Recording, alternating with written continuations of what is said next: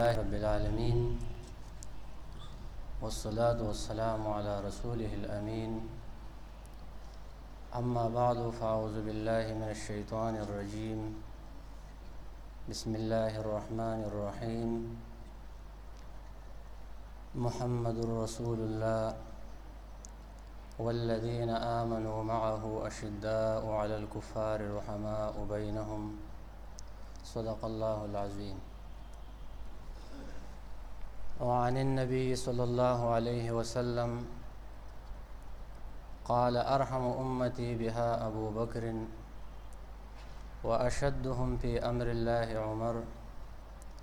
وأصدقهم حياء عثمان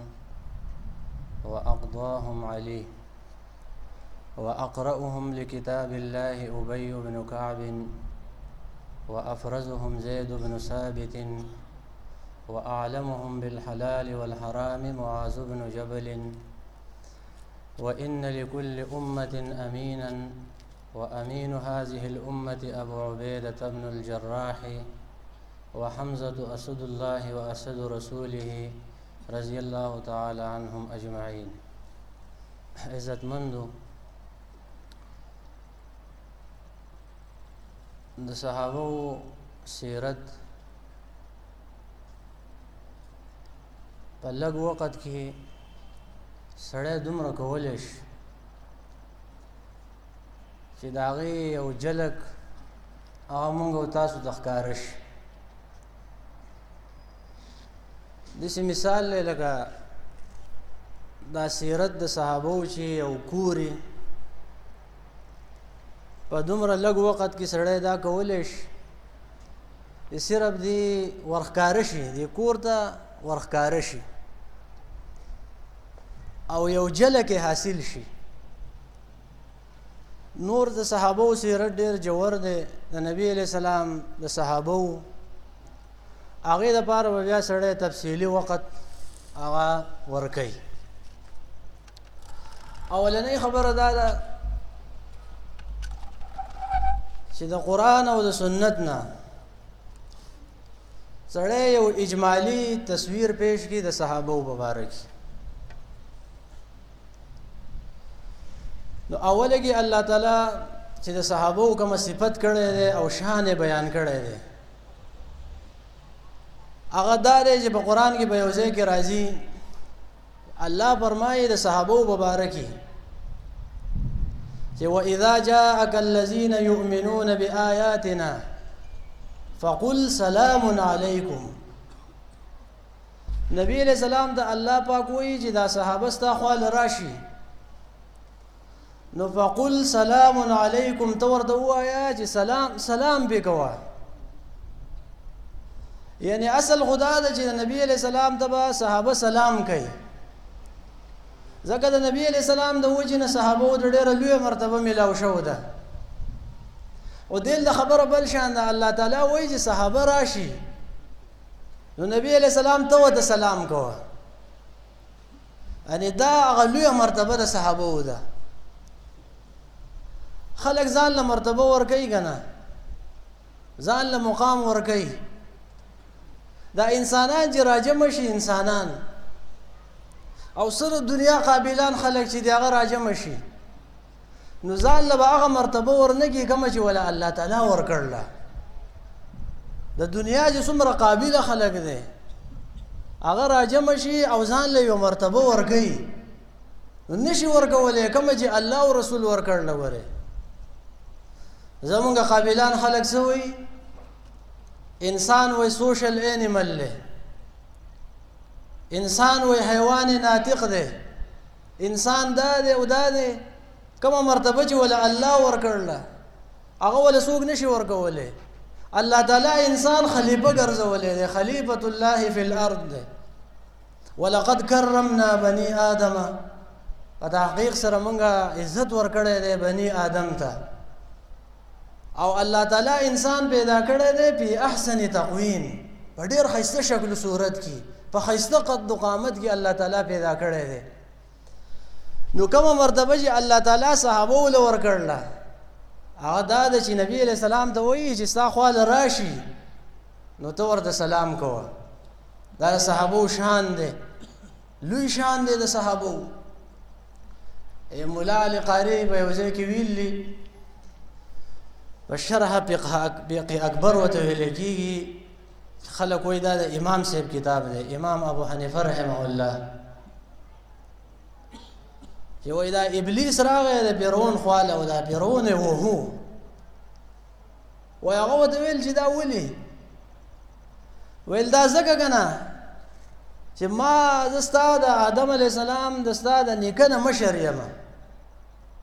ما زه د اوسه پورې بنده جوړ نه شوم بنده او تا د خدایۍ دعوه وکړه ما بندګي زده نه کړه او ته د خدایۍ دعوه کې په دې وجه دې وهمه نو وایم چې انسان له الله تعالی کوم مقام ورکړی دی صحابو له الله کوم مقام ورکولی دا مونږ یو بل له نشو ورکولی دومره علم زمونږ نشته دومره پوهه زمونږ نشته چې ځان له یو مقام ورکو دا یو خبره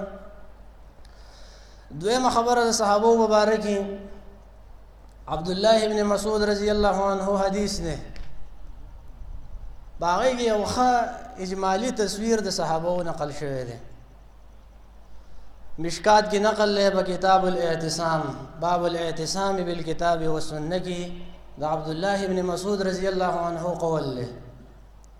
کہ عبداللہ ابن مسعود رضی اللہ عنہ وی من کان مستنن یا من کان مستنن اغا سوک جی بتاسو کی تابداری کول غواړي فلیستن بمن قد مات بس دا اغا چا دی تابداری ہوگی چی اغا وفات شو دی صحابہ یادی اولئک اصحاب محمد صلی الله علیه وسلم دغه د نبی علیہ السلام مرګري او صحابو ابرها قلوبا زړونه پاکو اطوعها واحسنها واخلصها واعلمها مرقات کې مولا علی قاری وایي چې زړونه تابعدارو زړونه پاکو زړونه خیستو او زړونه د علم نه ډکو ابرها قلوبا امام بيهقي او حدیث نقل کړی دی چې نبی علیہ السلام فرمایي د مؤمن زیاده توجه ده په باطن باندې او د منافق زیاده توجه په ظاهر باندې د مؤمن دا خیال چې زما اندرون پاک شي باطن زما پاک شي او د منافق په ظاهر باندې بس لاندې که هر څه ګنده دي خو په ظاهره باندې خلکو ته یو تصویر او یو شکل او صورت پیش کا نو د صحابو ابرها قلوبا زړونه پاکو واعمقها علما او علم جوور خلکو ویل چې الګه صحابو خو چېرته په جلدونو باندې کتاب نه دی لیکلی دا په جلدونو باندې کتابونه دا خو وروستنو خلکو لیکلي دا 60 جلد کتاب او دا 40 جلد کتاب د صحابو نه یو کتاب هم نه دی نقل وای د هندستان یو عالم د چا ویله چې تاسو وایي صحابو علم جوړو نو صحابو نه کتاب نه دی نقل چې هغوی به یو تفسیر لیکلی څه جلدونه لیکلي وای هغه ورته وویله چې صحابه د دې مثال له برمي دی او ستاسو مثال له رندي دی رنده چې دی نو دا هسې په دې دغه باندې چلیږي په لرګي باندې اواز هم ډېر کوي شور هم ډېر کوي او بوره هم ډېره وباسي او غر ور دی د بورې و کار هغسې نه وباسي او د صحابو د دې علم مثال له برمې دی برمه دا ده چې ښکته کار وباسي جوور ته رسېدلې خو دا بورې دومره نه ایستي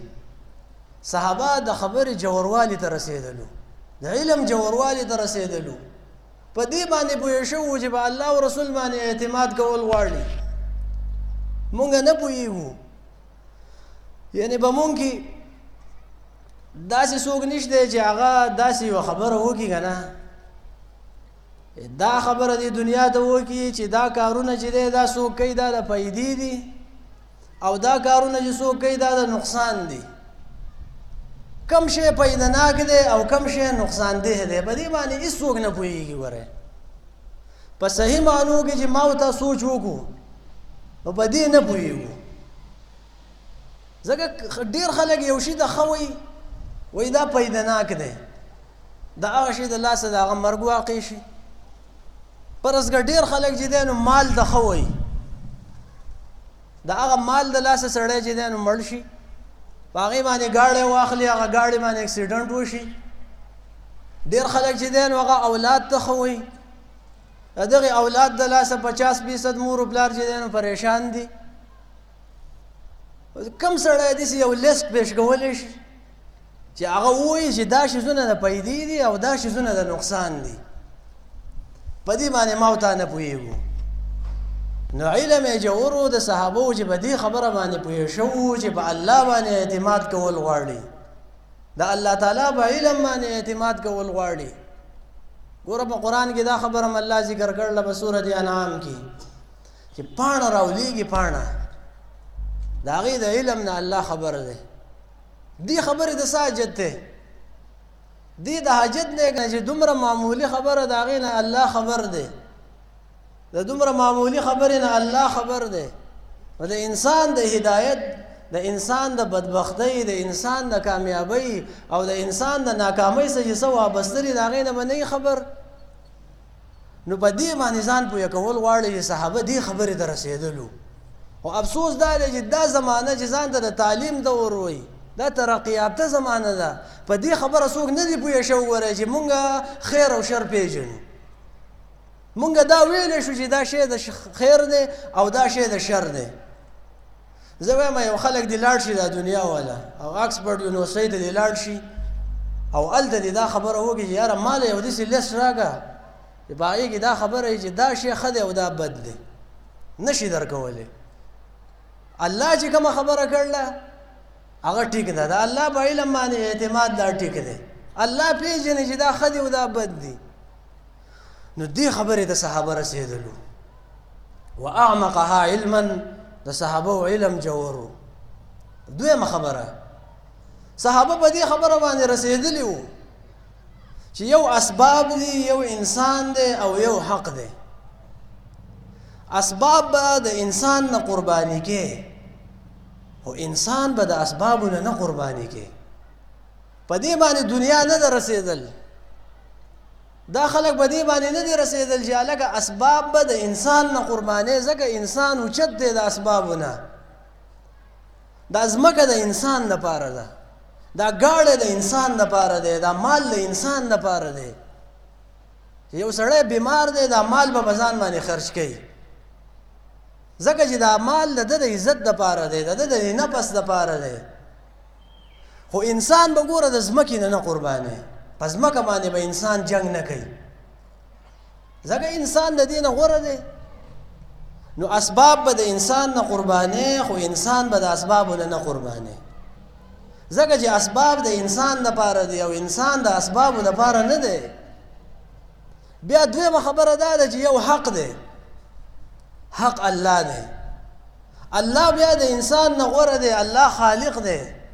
بیا به انسان د خالق نه قربانې، د حق نه به قربانې، خو د اسبابو نه به نه قربانې. په دې وجه باندې صحابو جنګونه کوله، په دې خبره باندې رسېدلو. ګورئ اعمقها علما، چې د صحابو علم دا جوور علم و چې څه شی د څه نه قربانول غواړي او څه شی د څه نه قربانول نه غواړي. په دنیا دې ته نه ده رسېدل. خلک انسانان رالي او د ځمکو نه قربانوي، د ځمکې دپاره په سلونو خلک، په کروړاو خلک د هغې نه نظر شو، د هغوی جانونه لاړه سوا د ځمکې ده، صرف د ځمکې دپاره. ولې انسان خو د دې دپاره و، دا خو د انسان دپاره وي. نو واعمقها علما خبره دا ده چې ګورئ د صحابو علم جوور و. زه وایم چې 1400 سال بعد دې خبرو د څوک نه دي رسېدل، دې علم د څوک نه دی رسېدلی، دا پوهه ورته حاصله شوې وې. واعمقها علما، د صحابو علم جوور علم و. واقلها تکلفا، د صحابو تکلفات نه و. څه معنی ده؟ ملا علی قاري وایي په مرقات کې چې په عمل کې د صحابو تکلف نه و. یمشون علی الارض حفاتا، په ځمکه باندې خپې بله خپې ګرځېده، پروا یې نه وه، ځکه نه ورته میلاوېده. چې میلاوېږي بیا به نه ګرځې، خو چې نه میلاوېده صحابه خپې بله هم ګرځېدل دي. ويصلون على الارض او بزمکه باندې صحابه ومنځ کوو خوراک یې کوو په هغه خوراکونو کې هغه خوراکونه چې خلکو به کوله په هغه لوښو کې به خوراک کوو چې په کومه لوښو کې به خلکو خوراک کوو او د خلکو جوټه به یې خوړه تکلف به کې نه و وکان یاکلون سؤور الناس صحابه د خلکو جوټه هم خوړله په دې کې څه تکلف هغوی باک نه محسوسوو دغه شان د صحابو د قرائت په قرآن کې تکلف نه و صحابو تکلفات نه کوله صرف یو لفظ د خپل ذهن ادا کول باقی دا اوازونه کول لا مری راخ کول لا جمع مجلسونه کول د ذکر د پاره مجلسونه کول دا صحابو نه کوله دغه شان صحابو تکلف نه و باطنی اعمالو کې چې باطن یې ټیک شي نو بیا وایي ګډېږي صوفیا وایي لکه چې باطن دې ټیک شو نو بیا به ګډېږي او رقص به کې په صحابو کې دا شیزونه نه و او خوراک یې کوو وایي مولا علی قاری و خیسته خبره کوي وایي کانو فرشیین بابدانه صحابه په فرش باندې و په ځمکه باندې و خو عرشیین بارواحهم په خپل ارواحو د روحونو په لحاظ په عرش باندې و کان ظاهره مع الخلق وباطنه مع الحق د صحابه ظاهر د خلکو سره و ظاهر به خلکو کې ناسو خو باطن د حق سره و دست بکار دل بیار لاسونه به دنیا کې او د دنیا کارونه کوله خو په پټه کې به اصل کې د الله تعالی سره و زړونه د الله تعالی سره و پرواز ہے دونوں کا اسی ایک جہاں میں کرگس کا جہاں اور ہے شاہی کا جہاں اور ہے د دواړه به دنیا کې اوسې د صحابه خلق و بچی او خزی وی کارونه و په ظاهر به دنیا کې او خو باطن د الله تعالی سره و لاسونه به کار کې او خو باطن د الله تعالی سره و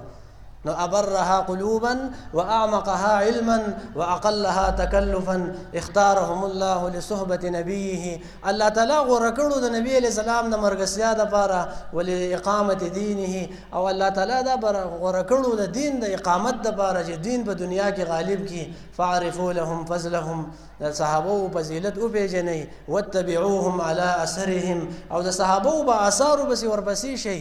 د صحابه په آثار بس ورپسې شي او وتمسكوا بما استطعتم من اخلاقهم وسيرهم څومره جم طاقت لري تاسو د صحابه په اخلاق او بصیرت باندې منګولي ولګوي فانهم كانوا على الهدى المستقيم زګه دا صحابه وسم لار باندې وو په نیغه لار باندې وو امام رزین نقل کړی دی ادین علاوه صحابه یو دوه درې صفات زوی ما ټیم لګ دی دا موسم هم ټیک نه دی اولنې لوی صفات د صحابه معیاری صفت دی د صحابه هغه د صحابه ایمان دی الله تعالی د صحابه د ایمان صفت کړی دی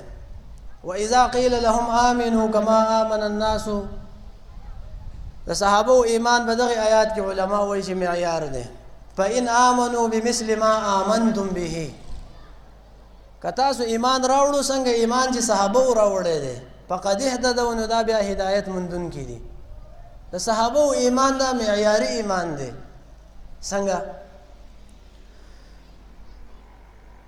په دې حدیث امام بخاری نقل کړل په دویم جلد بخاری کتاب الطلاق کې د بریره رضی الله عنها حدیث دی کتاب الطلاق دویم جلد بخاری کې باب شفاعت النبي صلی الله علیه وسلم فی زوجة بریرته د بریره رضی الله عنه وګد حدیث دی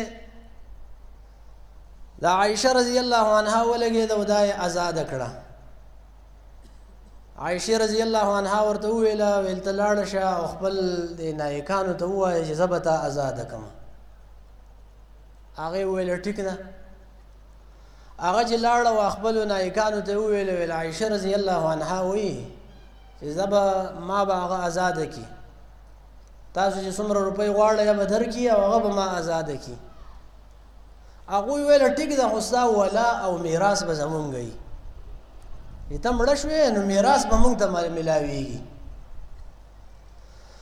نو هغه راله او عایشې رضی الله عنها ته ویل خو داسې وایي نبی علیہ السلام دې خبره باندې غوسه شو او منبر ته وختو دا خبره وکړه دا الله تعالی حمد او ثنا ویل او اما بعد ویل او بیا ویل خلک داسې شرطونه لګوي چې هغه د الله تعالی په کتاب کې نشته. خبره دا ده چې الولاء لمن اعتق، ولا او میراث به د هغه چا چې چا څوک آزاد کړی دی. عائشه رضی الله عنها ولګېده او بریره آزاده کړه، او دا میراث به د دې ځکه دې آزاده کړله. بیا چې کله دا آزاده شوه نو اسلام خو غلامانو له حق ورکړی دی. غلامانو له چې اسلام څومره حق ورکړی دی دومره بل چا نه دی ورکړی. په اسلام کې چې دا غټ غټ جرنیلان دي دا ټول ګوره غلامان دي. طارق ابن زیاد چې یادېږي دا د بربر قبیلې دی، د مسلمانانو اصل کې غلام دی. دا زید ابن حارثه رضی الله عنه نبی علیہ السلام چې په لښکر باندې مشر کړی دی. اسامه رضی الله عنه د ده دا زوی، اصل کې دا غلامان دي. غلامانو له چې اسلام کومه مقام ورکړی دی دا بل چا نه دی ورکړی. نو چې بریره رضی الله عنها آزاده شوه نو هغې ته بیا دا اختیار حاصل دی چې د دې خاوند څه پاتې کېږي او که نه پاتې کېږي. دا اختیار الله تعالی غلامانو له ورکړی دی، دې ته خیار عتق ویلی کېږي. نو هغه مغیث چې د دې خاوند و هغې ورپسې ژړله. نبی علیہ السلام ورته وویله د دې خبرې دپاره ما دا حدیث نقل کړی دی چې لو راجعتیه، که ته دې مغیث ته واپسي وکړې نو ښه به وي. تا له خو اختیار دی چې جدا کېدی دې شي، ځکه ته غلامه وې اوس آزاده شوې وینځه وې. نو که ته ورته واپس شې نو ښه به وي. نو هلته بریره رضی الله عنها یو ټکی وویل، ویل نبي علیه السلام چې تأمرني، ته ما ته امر کې، که ستا امر یې چې زه ومنم. یعنې په ظاهره باندې خو بریره رضی الله عنها خفه ده، زما دا زړه نه غواړي چې زه د دې خاوند څه پاتې شم. خو نبي علیه السلام تأمرني، که ته ما د امر کې نو ټیک ده. د ایمان د صحابو دې ته ویلی کېږي د الله او رسول مخې ته د الله او د رسول حکم د ځان سپارل. بس که خوښ دې دی او که ناخوښ دې دی، خو هغې د سرې تسلیم خم کول، هغې د غاړه ایښودل، دا د صحابو ایمان دی. نبي علیه السلام ویله ویل انما اشفع، زه خو هسې سپارش کومه تا ته، حکم درته نه کومه. نو هغې ویل نبي علیه السلام فلا حاجت لي، بیا ما ته څه حاجت نشته د دې، بیا زه دې ته نه پاتې کېږم. دا د صحابو ایمان د الله حکم د ځان سپارل. امام ابن کثیر نقل کړلی په البدایه والنهایه کې په 4 جلد کې په 67 صفحه باندې نقل کوي چې نبی علیہ السلام بدر ته روانو. بدر جنگ له چې تلو نو نبی علیہ السلام په یو ځای کې پړاو وکړو او خیمه ولګوله. په دې کې حباب ابن المنذر ابن الجموح رضی الله عنه راغی او نبی علیہ السلام ته ویل ارأيت هذا المنزل امنزلا انزلكه الله تعالى ام الحرب والرأي والمكيدة. نبی علیہ السلام ته چې په دې ځای کې پړاو وکړو نو دا ته الله ویلي ليس لنا ان نتقدمه ولا نتأخر عنه. که الله ویلي نو بیا دې موږ مخکې کېدی وروسته کېدی نه شو. اتا چې په کوم ځای کې پړاو کړی دی دا ته الله ویلي، که الله ویلي نو وروسته کېده او مخکې کېدل ټیک نه دي. او که نه ام هو الرأي والحرب والمكيدة، که نه ستا رایې ده هسې جنګي چال دی ته ولې دلته پړاو کې. نبی علیہ السلام ویل الله نه دی ویل، ما هسې د جنګي چال په طور باندې به دې ځای کې پړاو وکړو.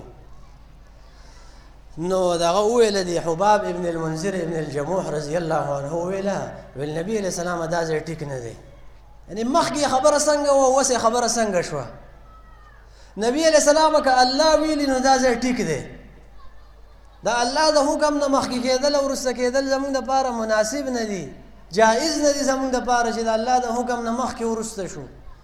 خو که د الله حکم نه وي او هسې د جنګي چال په طور باندې تا په دې ځای کې پړاو کړی نو بیا دا ځای ټیک نه دی، دا ځای ټیک نه دی. دا نه د صحابو ایمانو د الله حکم ته ځان سپارل. ګوره نبی علیہ الصلوۃ والسلام چې کله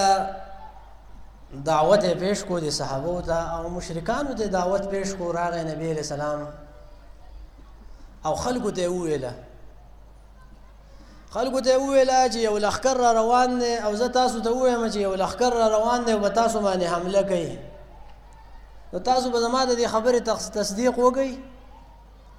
نو خلکو وویله او ګوره په ظاهره باندې چې نبی علیه السلام دا خبره کوله نو د لښکر د راتلو څه آثار نشته لښکر چې راځي نو ښکاري ځکه نبی علیه السلام چې دا کومه خبره کوله دا اخوا دومره هر څه پناه نه و دومره غټه ډیرکۍ نه ده او بل دا ده چې لښکر راځي نو د یو قوم دشمني شوري چغې اوازونه یې خلکو ته پته لګي چې لښکر را روان دی او دغه د دې خلکو به نبي علیه السلام باندې اعتماد وکړو چې نبي علیه السلام زمونږ د سترګې خو وایي چې نشته لښکر یې نشته فوجونه نشته خو نبی علیه السلام چې ته وایې چې لښکر را روان دی نو زمونږ د سترګې به دروغ وایي زمونږ د دماغ به دروغ وایي زمونږ د عقل به دروغ وایي خو چې ته وایې نو ټیک ده خلکو به نبی علیه السلام باندې په دنیا کې اعتماد وکړو که نه او نبی علیه السلام بره خبره کوله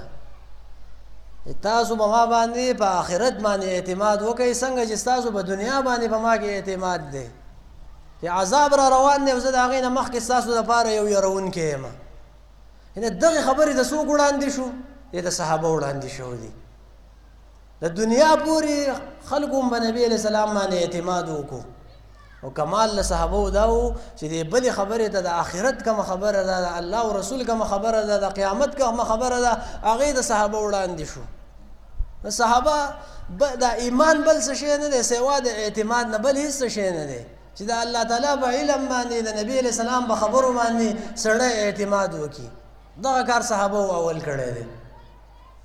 دویمه خبره د صحابه لوی صفت هغه قرباني ده ګورئ صحابه چې د لوی مقام ته رسېدل ورې دا په الواګانو خوړلو باندې نه دي رسېدل دا په ظاهري شکل و صورت باندې نه دي رسېدل دا په خبرو باندې په تقریرونو باندې نه دي رسېدل چې تش د اسلام تقریرونه یې کوله او تش ظاهري شکل یې برابر کړی او تش خوراکونه یې کوله صحابو ډېره غټه قرباني ورکړله یو سړی چې د قربانۍ تعریف کوي که نه چې قرباني دې ته وایي نو قرباني به وشرموي ورې د قربانۍ تعریف به ونه کړي قرباني به وشرموي چې راځئ لکه د قربانۍ تعریف کوو چې قرباني څه ته ویلی کېږي د صحابو مخې ته به د قربانۍ تعریف وکړي قرباني به وشرمي ډېره غټه قرباني صحابو ورکړله ټول سیرت د صحابو د قربانۍ نه تاویږي ورې د مال قرباني ورکړله د جان قرباني ورکړله د رای قرباني ورکړله د وطن قرباني ورکړله د کور قرباني ورکړله هر قسمه قرباني ورکړله او بیا به داسې ټایم کې ورکړله چې په هغه ټایم کې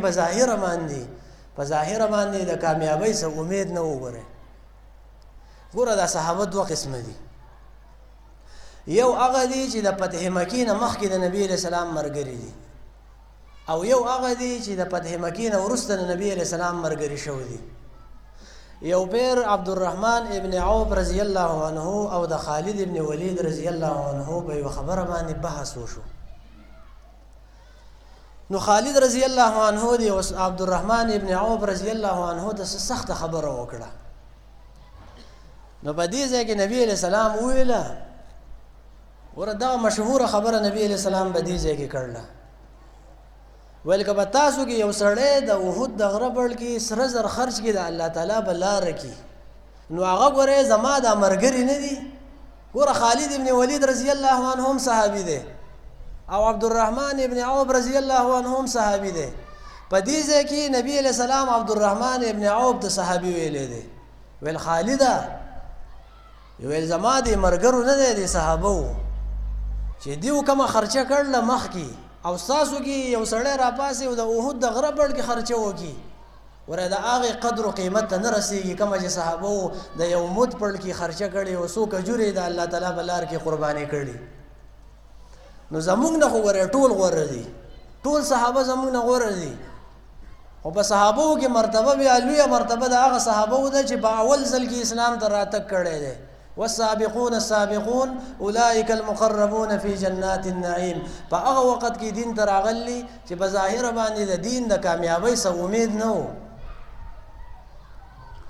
او ګوره مرتبه ګوره به داسې دور کې حاصلېږي چې اسلام د غربت په زمانه کې د غربت ناشنایي سنت طریقې خلکو د ناشنا ښکاري او ته پې عمل وکې نو دا لویه مرتبه ده بیا داسې وخت راشي چې اسلام غالب شي او خلک هسې د فاتحینو ملګري چې نبي علیه السلام فتح وکړه او مکې فتح کړه ډېر خلک د نبي علیه السلام ملګري شو بدأ الاسلام غریبا وسيعود كما بدأ فطوبى للغرباء الذين يصلحون ما افسد الناس من بعد بس خوشحالي ده د هغه خلکو دپاره چې په دین باندې په هغه وخت کې عمل وکړي چې دین ناشنایي د دین طریقې ناشنایي سنت طریقې ناشنایي او ته بیا عمل وکړې په داسې طریقه باندې په داسې وخت کې چې خلکو د ناشنا ښکاري دغه خلکو دپاره نبي علیه السلام وایي طوبى للغرباء خوشحالي ده او جنت دی د هغه خلکو دپاره چې په داسې ټایم کې په دین باندې عمل کوي چې دین ناشنا دی ګورې نو صحابو ته چې لویه مرتبه په دې وجه حاصله شوې ده چې په دین باندې د غربت په ټایم کې عمل کړی و قرباني د جان قرباني مثال به طور باندې سړی به یو مثال وایي د خبیب رضی الله عنه خبیب رضی الله عنه د مکې مشرکانو نیولی و امام بخاری نقل کوي په دویم جلد کتاب المغازی کې باب غزوة الرجیع د خبیب رضی الله عنه نبی علیہ السلام مکی طرف د لس کسان ولېږل چې تاسو لاړ شئ او مال خبر را ورسوئ کله چې دی ولاړه د مکی او د عثمان په منځ کې و عثمان یو ځای و د هغې په منځ کې و او د بنو لحیان قبیلې والا پسې راله او دا صحابه جنګ یې وسکوه په دې کې اووه صحابه کرام شهیدان شو او درې صحابه پاتې شو خبیب رضی الله عنه زید ابن دسنه رضی الله عنه او عبد الله ابن طارق رضی الله عنه دا درې کسان پاتې شو د خلکو ورته وویل راکوز شئ هغه ډیرکۍ د ختلو او د هغه ځای نه جنګ کوو د خلکو ورته وویل راکوز شئ او ستاسو دپاره زموږ وعده ده چې تاسو ته به څه نه وایو دا درې واړه صحابه راکوز شو د څنګه دوی راکوز شو د مشرکانو وتړله وتړله د کافرانو دا خلک وتړله نو عبدالله ابن طارق رضی الله عنه وویل زه خو نه ځم ستاسو سره ځکه چې تاسو زموږ اولنۍ وعده ماته کړه هغه به راښکودو باندې دې خلکو ووجو په یو روایت کې امام ابن کثیر نقل کوي چې د توره راواغېسته او د خلکو سره جنګ کوو خلکو به کمرو باندې ویشتو شهید یې کو او خبیب رضی الله عنه او زید ابن دسنه رضی الله عنه مکی ته ویوړه او هلته په مکې والا باندې خرڅ کړه خبیب رضی الله عنه دا د بنو الحارث زامن واغستو ځکه دا حارث چې و نو دا په جنګ بدر کې د خبیب رضی الله عنه وجلی و د بچو واغستو او د ځان سره کور پاتې کو او ویل چې کله دا عزتمند میاشتې وځي نو بیا به قتل کو خبیب رضی الله عنه د حارث یو لور د وروسته مسلمانه شو د زینب نومې دی هغه وایي چې ما داسې قیدي نه دی لیدلی قسم په الله تعالی چې د ده څه به داسې میوه پرته وه داسې میوه کور او انګور به ورڅه پروت و چې وما بمکة ثمرة په دغه ورځو کې په مکه مکرمه کې د انګور نه و او د ده څه به ورسره و خوړو به ما داسې قیدي نه دی لیدلی نو دا یې راوایستو او تنعیم علاقې ته راوایستو ووجو یې خپل پلار بدل دی واخلي او قتل یې کړي خبیب رضی الله عنه وویل ما ته ټایم راکړئ زه 2 رکعاته لمونځ کوم 2 رکعاته وکړه ډېر انتهایي په جلدۍ سره یې وکړه ویل تاسو به وایئ چې دا د مرګ نه ویرېدو که نه ما به دا 2 رکعاته اوږده کړی ما به اوږده کړی او بیا خبیب رضی الله عنه خلکو سلی ته روان کو قتل کوو یې په دې ټایم کې خبیب رضی الله عنه څه اشعار ویله لقد أجمع الأحزاب حولي وألبوا قبائلهم واستجمعوا كل مجمع وقد قربوا أبناءهم ونساءهم وقربت من جزع طويل ممنع لله أشكو غربتي برد كربتي فقد بزعوا لحمي وقد بؤس مطمعي ولست أبالي حين أقتل مسلما على أي شق كان لله مسرعي وذلك في ذات الإله وإن يشاء يبارك على أوصال شلو ممزع خبیب رضی الله عنه چې د خلکو وجو قبلې ته مخ کو قبلې ته مخ کو مشرکانو ولا مخ تاو کو نو خبیب رضی الله عنه ویلا چې ولست ابالي حين اقتل مسلما على اي شق كان لله مسرعي زما سفر واده چې زه مسلمان مرمه او په کم طرف باندې چې زه راولېږم نو الله ته راولېږم خیر دی که تاسو ما د قبلې نه اړوئ نو زه خو الله تعالی ته راولېږم وایي دا د خبیب رضی الله عنه کرامتو الله تعالی د قبلې طرف ته راتاو کو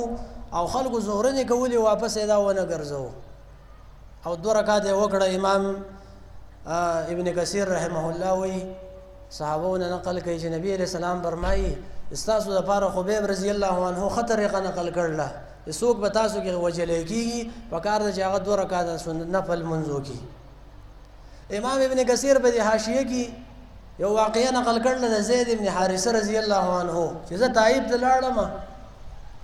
او ما د یو سړي نه اس واخیستو په کرایي باندې سړی مې راسره روان شو چې د پلاني ځای پورې ته ما ویسه او زه به تاله دومره کرایي درکړم وایي هغه زه یو ځای ته بوتلم شړه ځمکه وشړه او اراده وکړه چې ما وجني وایي ما ورته وویله چې زه 2 رکعاته لمونځ کوم ته ما وجنې خو زه 2 رکعاته لمونځ کوم نو وایي ما چې لمونځ وکړو او دې سړي زما د قتل اراده کوله نو ما وویله چې یا ارحم الراحمین وایي دې سړي ته یو اواز وشو چې لا تقتله مې وجنه وایي دا سړی ویرېدو مخکې شاته وکاته دا چا اواز وکړو وایي بیا ما وویله دې سړي زما د قتل منصوبه کوله وایي ما وویله چې یا ارحم الراحمین دا اواز ما وکړو وایي د غیب نه یو اواز وشو چې لا تقتله مې وجنه په دریم کرته باندې چې دې سړي زما د قتل اراده کوله نو ما وویله چې یا ارحم الراحمین وایي ما اواز وشو د غیب نه چې لا تقتله مې وجنه ناڅاپه زما خواته یو سړی ولاړو چې وسپنه ورسره وه وسپنه او د هغې په دې سر کې وورو او دا سړی پې ووالو په دغه ځای باندې قتل کو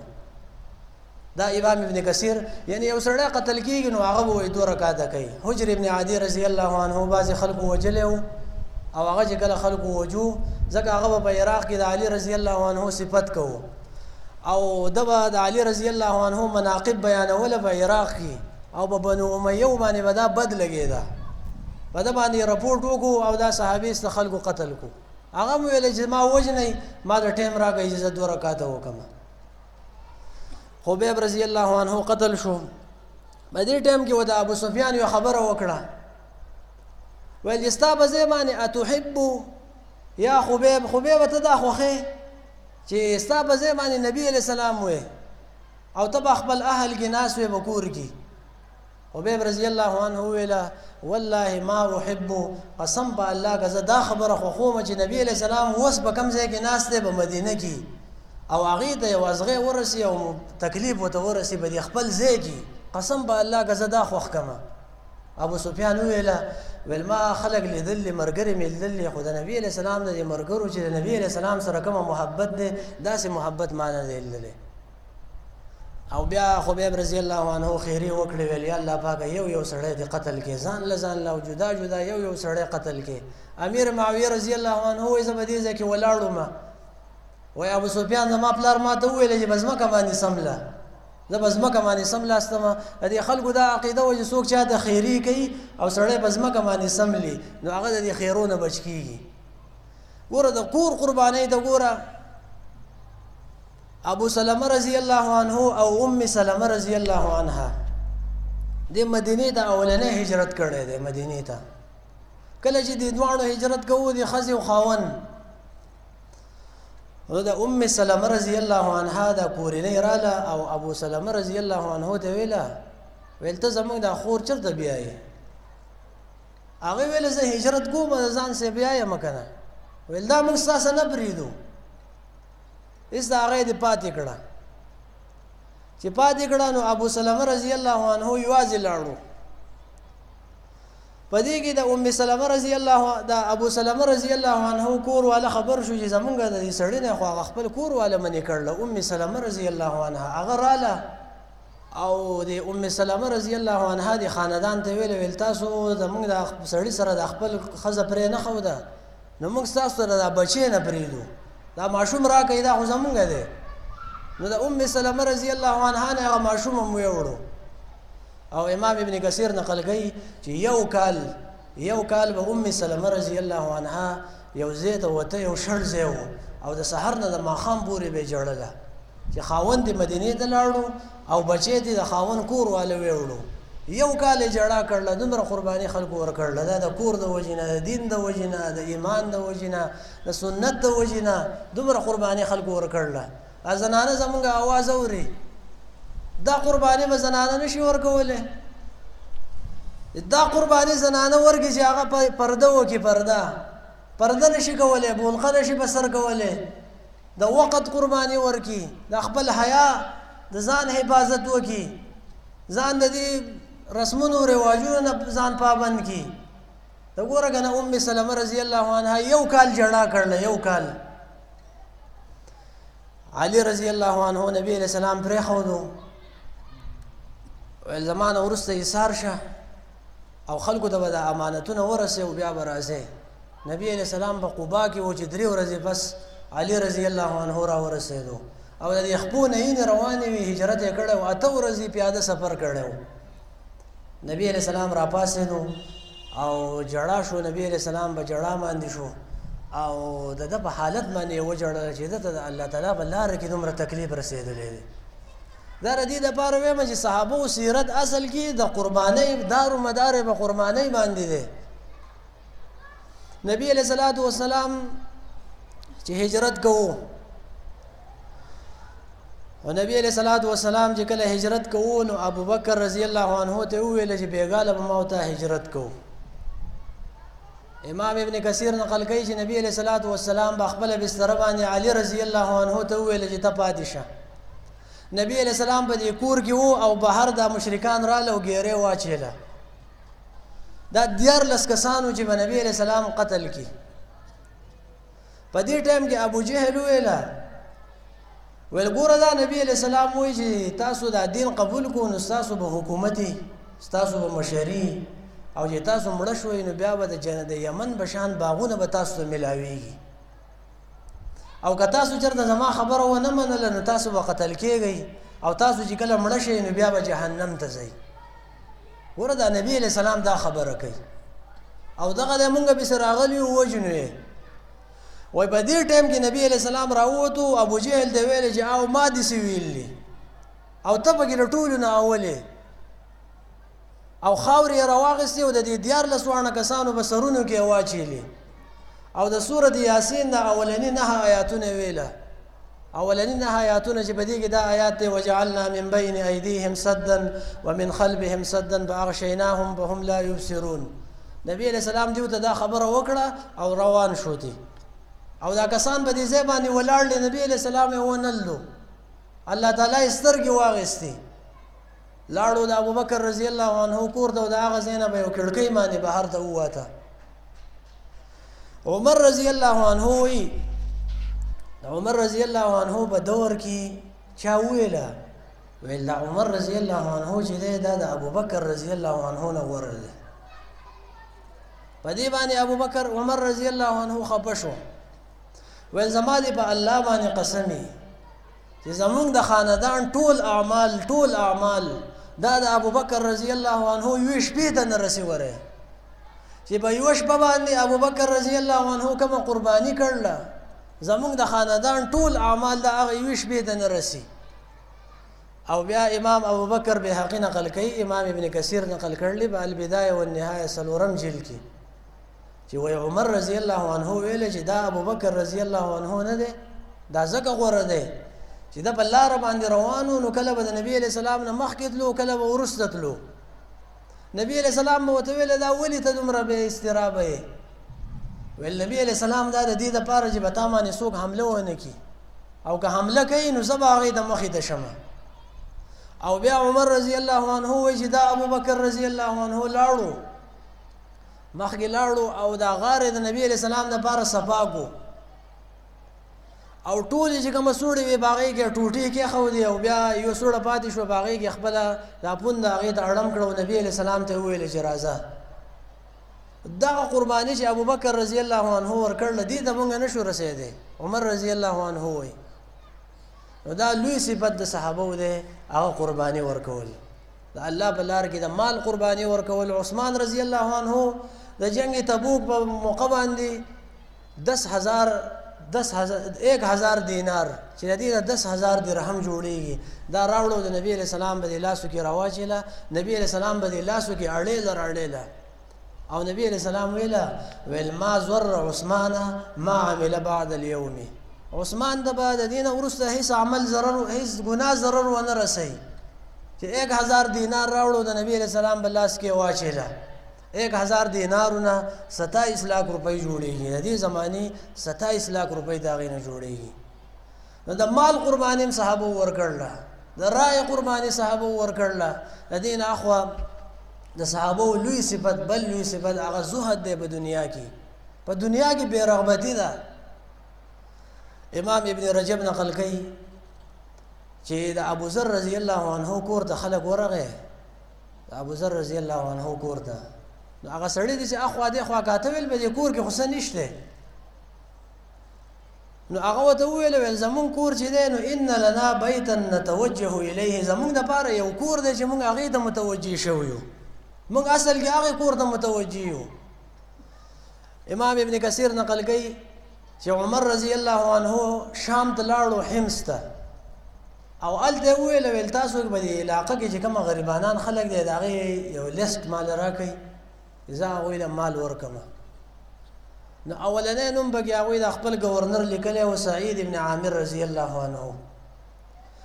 عمر رضی الله عنه ویل دا کوم سعید دی؟ ویل دا امیر زمونږ امیر نه دی، سعید ابن عامر دا هغه دی. امیرکم فقیر، ستاسو امیر چې دی نو هغه فقیر دی. ویل او زمونږ امیر دا فقیر دی. عمر رضی الله عنه مدینه ته راغی او 10,000 درهم یې ولېږله، 1000 دینار. هغه چې لاړو هلته هغه له ورکړه. هغه په زوره باندې ویل انا لله و انا الیه راجعون. اخذ یې ورته ویل ولې؟ ویل عمر رضی الله عنه وفات شو. ویل نه هغه نه دی وفات شوی، او د مسلمانانو علاقې کې کافرانو ونیوي. ویل نه هغه کافرانو دغه هم نه دي نیول. ویل څه چلو شو؟ ویل زما کور د دنیا راله دنیا د دې دپاره چې زما آخرت خراب کی.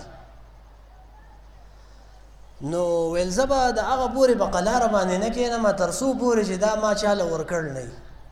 ښځې ورته وویل دا خو اسان کار دی، زه به یې اوس په ګوتو کې واچوم او په خلکو به یې تقسیم کړم. هغه په مانځه باندې وردېدو او د ښځې دا په خلکو کې تقسیموله تر دې پورې چې هغه ختم شو. سلام یې وګرځو ویل ختم شو. ویل او ختم شو. دا صحابو په دنیا کې بې رغبتي. مونږ خو داسې نشو کولی. بې رغبتي دې ته ویل کېږي چې په امام ابن رجب نقل کړلی د ابو مسلم خولاني نه زهد دې ته ویل کېږي چې ستا سره کومه دنیا در سره ده په هغې باندې به اعتماد نه کوې، په هغه څه باندې به اعتماد کوې چې د الله سره څه دي، او کم از کم دومره به کوې چې د دې دنیا نه به یېرېږې. دغه موږ نشو کولی، خو یېرېږې به چې کله د دې مال او دولت هر څه چې دی نو دا امتحان دی. محتاط به اوسېږې، یېرېږې به چېرته د دې د وجې نه سړی به فتنه کې پرې نه وځي. او سخت امتحان ګوره بیماری نه ده. کینسر څومره غټه بیماری ده، دا امتحان دی، خو دا سخت امتحان نه دی. ځکه چې د بیماری د وجې نه خلک الله ته راګرځي. ګورې ډېر خلک د بیماری د وجې نه الله ته راګرځي. مال چې در سره و، دنیا در سره وه، د دنیا مشري در سره وه، دا غټ امتحان دی. ګوره په دې کې الله تعالی ته راګرځېدل ډېر زیات ګران دي. د سړی ښه صحت دی، ښه مال ورسره دی، ښه عهده ورسره ده، په ښه حالت کې دی، دا مشکل دی چې الله ته راوګرځي. د ټولو نه سخت امتحان دغه دی. خو مونږ څه وایو؟ د بیمار خواله لاړ شو یاره په سخت امتحان کې دی. نه وی په سخت امتحان کې ته یې چې روغ صحت دی دی، هغه به الله ته راوګرځي، ته به کله الله ته راګرځې. دا د صحابو په دنیا کې زهد. اخرنۍ خبره دا ده صحابو زړونه صفا و، معاملات یې ډېر صحیح و. معاملات اصل شی ګوره معاملات دی، خېټه صفا کول دي. د سړي معاملات ټیکي، زړه صفایي، اندرونه صفایي. هر سړی بس په دې کې دی چې هغه ظاهره باندې ځان ټیکي، ظاهره باندې ځان ټیکول هم صحیح دي. خو دومره ده چې دا ظاهر ځان ټیکول دا به د باطن د ټیکولو تابع. پکار دی چې هغه دننه ځان ټیکول چې دی هغه امامي او دا ته د هغې تابع کې. حدیث کې دغه نقل کړی دی ابن حجر هیتمي په الزواجر عن اقتراف الکبائر. په هغې بس دا حدیث وایم دا واورئ، په شوق سے واورئ. انس رضی الله عنه وایي چې مونږ په جماعت کې ناسو د نبی علیہ السلام سره، كنا جلوسا عند النبي صلى الله عليه وسلم. مونږ ناسو وی نبی علیہ السلام ویله چې یطلع من هذا الفج رجل من اهل الجنه، د دې کوڅې نه به یو سړی راځي او ګورې دا د جنتیانو نه دی. انس رضی الله عنه وی یو سړی راغی او داسې یې کړی و د دې ګیرې نه او داسه چې دا کومه اوبه دي د دې د اساس کې کېده او وعلقا علیه بشماله، دا چپل یې راغیستې و په دې ګس لاس کې یې نیولو. راغی مونځ یې وکړو ولاړو. سبا له بیا نبي علیہ السلام وویله چې یطلع من هذا الفج رجل من اهل الجنه، یو سړی به راځي او د جنتیانو نه دی. ګورې انس رضی الله عنه وایي هغه سړی راغی او هغه شان چپل ورسره و او داسې یې کړی و او 2 رکعاته مونځ یې وکړو ولاړو ایسته. په 3مه ورځ باندې بیا نبي علیہ السلام دغه خبره وکړه او هغه سړی راغی مونځ یې وکړو ولاړو. عبدالله ابن عمرو ابن العاص رضی الله عنه وایي زه لاړم به دې په سړي پسې. وایي ما ورته وویله یا ستاسو سره لږ وخت تېرومه او ما د خپل پلار سره ورانه کړله او ما دا ویلي چې زه به د خپل کور ته 3 ورځې نه راځم، زه به ستا سره 3 ورځې یم. عبدالله ابن عمرو ابن العاص وایي زه اوس 3 ورځې پاتې شوم، هغه به هېڅ عمل نه کوو سوا د فرض مانځه نه، او د خیر خبره به یې کوله، د شر خبره به یې نه کوله. او درېیمه دا چې تهجد مونځ هم نه کوو، خو صرف راپاڅېدو به په کټ کې به کېناستو، بس د الله تعالی ذکر او اذکار به وکړو او بیا به چې کله د فرض مانځه ټیم شو د سحر هغې ته به لاړو. نور څه اعمال یې نه کوله. 3مه ورځ بعد ورته ما وویله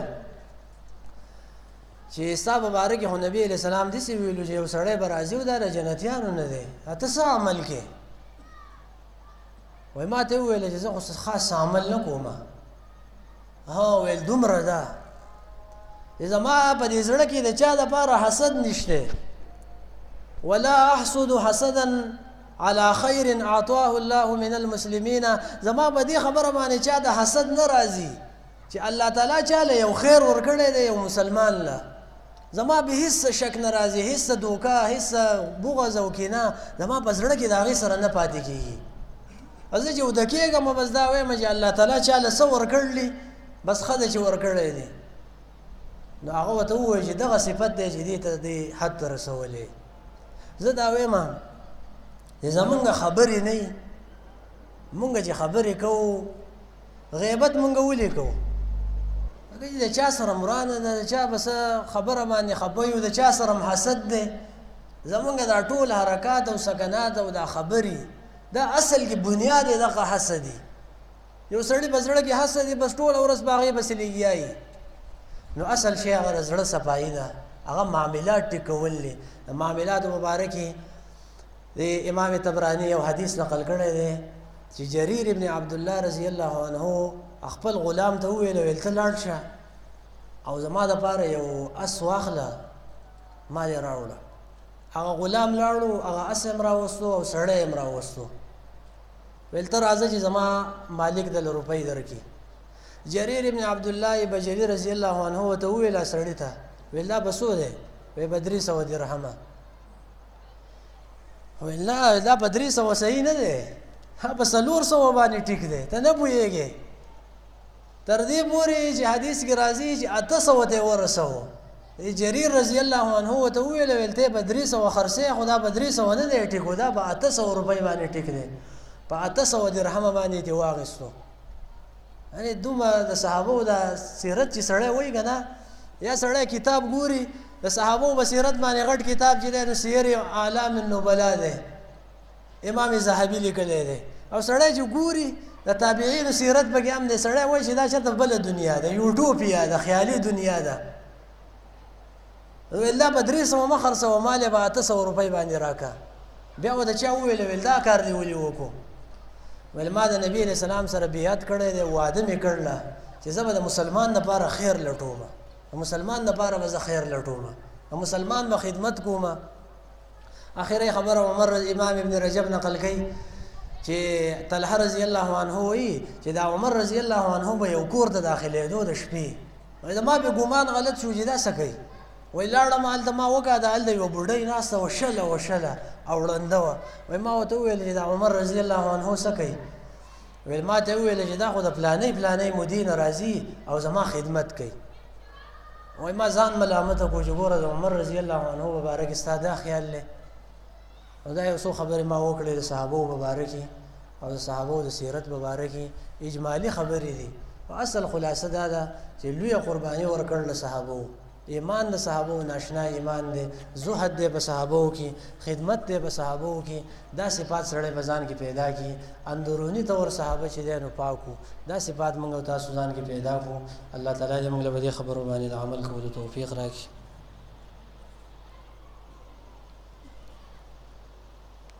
سيدنا دعاء اللهم احسن عاقبتنا في الامور كلها واجرنا من خزي الدنيا وعذاب الاخره ربنا اغفر لنا ولاخواننا الذين سبقونا بالايمان ولا تجعل في قلوبنا غلا للذين امنوا ربنا انك رؤوف رحيم يا الله ایمان او عمل صالح هم نصیب کې یا الله صحابو سره محبت پیدا کې یا الله صحابو دا سیرت او دا ژوند زموږ په ژوند کې راولې یا الله معاملات اندرون او بهر موږ یا الله پاک برابر کې یا الله دا پروګرام چې چا منعقد کړی دا غوښتل ثوابونه ورکړي یا الله په اعمالو کې په کورونو کې برکت واچي څوک دلته راغلي یا الله پاک دا غي سم مشکلات یې هغه حل کړي یا الله کوم زنانه راغلي کوم نارینه راغلي دې سب بیماری یا الله پاک دا غي شفای عاجله کامله ورکړي ای بیمارانو درخواست کړی دی دعا وکړئ چې الله تعالی دې بیمارانو له شفا ورکړي نږدې کوم خلک وفات شوي دي الله تعالی هغه وبخي الله تعالی دا غي مغفرت نصیب کړي یا الله پاک دنیا او آخرت هم خسته کړي یا الله پاک مون کامیاب کړي امين وصلی الله علی النبي الكريم محمد وآله وصحبه